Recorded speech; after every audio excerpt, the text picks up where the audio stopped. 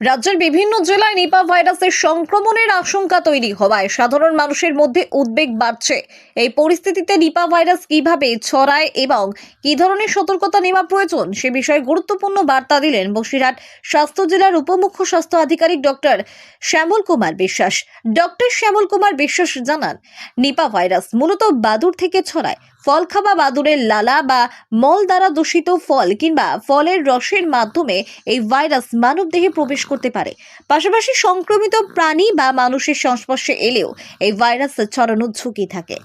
নিভ হচ্ছে একটা আরএনএ গঠিত ভাইরাস।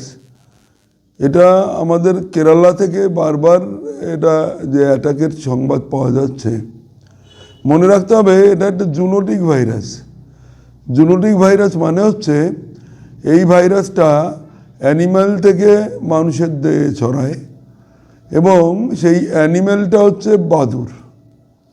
তো বাদুড় থেকে মানুষের দেহে ছড়ায়। আবার আস্তে আস্তে যদি এই ভাইরাসের মিউটেশন হয় তাহলে হয়তো মানুষ থেকে মানুষের মধ্যে ছড়াবে।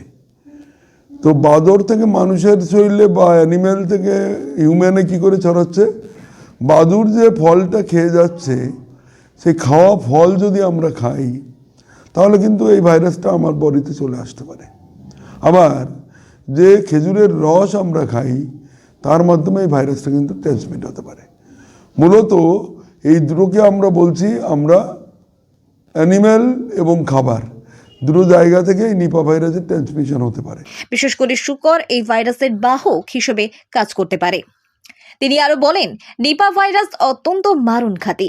সংক্রমণের প্রাথমিক লক্ষণ হিসেবে জ্বর, মাথা ব্যথা, শরীর ব্যথা, বমি ও শ্বাসকষ্ট দেখা দিতে পারে। মূল কথাটা হচ্ছে এই ভাইরাসটার অ্যাটাক হচ্ছে মারাত্মক। সেটা হচ্ছে 40 থেকে 75% ফ্যাটালিটি রেট, যেটা আমাদের কোভিডেও ছিল না। কোভিডে ছিল 1 থেকে 3% ফ্যাটালিটি রেট, মানে মরে যাওয়ার হার।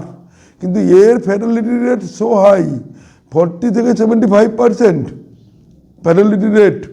এবার বাদুড়ের যে খাওয়া ফল যদি আমি খাই, আমি যদি আখের রস খাই, তাহলে এই ভাইরাসটা আমার বডিতে আসছে। এবং আমাদের উপসর্গ বলতে এটা অ্যাটাক করে ফুসফুস এবং ব্রেন, দুটো ভাইটাল অর্গান। আমার ব্রেনকে অ্যাটাক করে, ফুসফুসে অ্যাটাক করলে কী হবে? শ্বাসকষ্ট হবে। শ্বাসকষ্ট হলে জ্বর, সর্দি, কাশির সঙ্গে সঙ্গে আমার যদি ব্রেনকে অ্যাটাক করে তাহলে কিন্তু আমার সেই খিঁচুনি হবে, সেমিকনসাস হব, আনকনসাসনেস হয়ে যেতে পারি। অর্থাৎ আমার ব্রেনের যাবতীয় এনকেফালাইটিস যাকে আমরা বলি, সেই ব্রেনের প্রদাহ, ব্রেনের ইনফ্লামেশন, সেগুলো কিন্তু এই ভাইরাস। অনেক ক্ষেত্রে রোগী স্নায়ুতন্ত্রে আঘাত হানে, যার ফলে এনসেফালাইটিস বা মস্তিষ্কের প্রদাহের মতো গুরুতর সমস্যা দেখা দেয়। দ্রুত চিকিৎসা না হলে মৃত্যু ঝুঁকি অনেকটাই বেড়ে যায়। সতর্কতা হিসেবে কাঁচা বা অর্ধপাকা ফল খাওয়া এড়িয়ে চলার পরামর্শ দেন তিনি। বিশেষ করে মাটিতে পড়ে থাকা বা বাদুড়ে খাওয়া ফল কখনোই না খাওয়ার নির্দেশ দেওয়া হয়েছে।